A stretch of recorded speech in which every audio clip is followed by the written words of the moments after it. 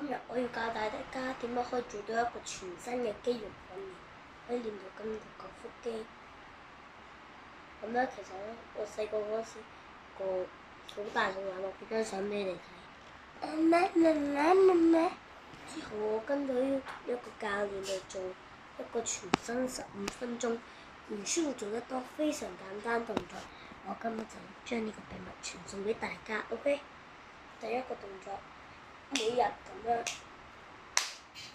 將手拍入去大髀裏面，每日做30秒，每個動作做30秒，每日做5組以上，就可以包括你有6嚿腹肌。第二個動作